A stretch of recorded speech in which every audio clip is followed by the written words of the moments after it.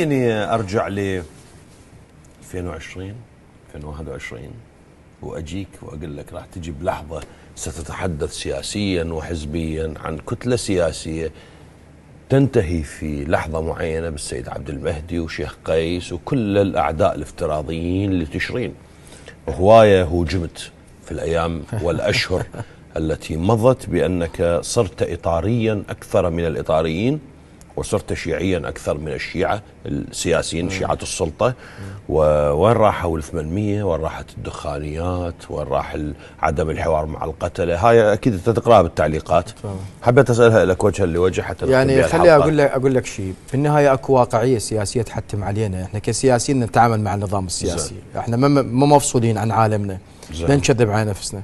أنا طلعت أتعامل ويا أبو بدر وأبو الحكمة وأبو التيار في كل الأماكن، الدولة وسعد جاري وأخويا وحبيبي بهاي العبارات.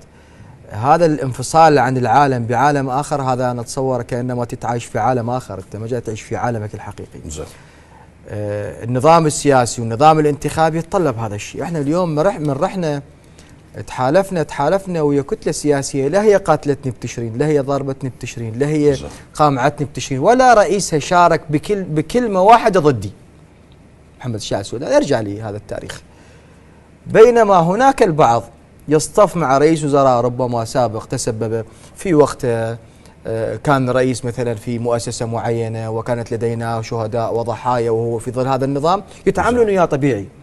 بس هذا الرجل محمد الشاعر السوداني، لا بشرفك، لا نظام سياسي هذا، دولي نظام قمعي، نظام دكتاتوري، دولي قمعونا بتشرين، دولي كذا. طيب ما أنت ممكن أن تكون في صف شخصية كانت في مؤسسة هي كانت مشاركة في إدارة هذا القمع. وبالتالي هاي الأشياء يعني أتصور يحتاج لها بعض التوضيحات. احنا في وضعنا لازم نسوي هذا قضية الصدمة بشكل مباشر، ما جاي نسوي مخاتلة. طيب بشكل واضح، احنا واضحين، نجتمع مع القيادات السياسية.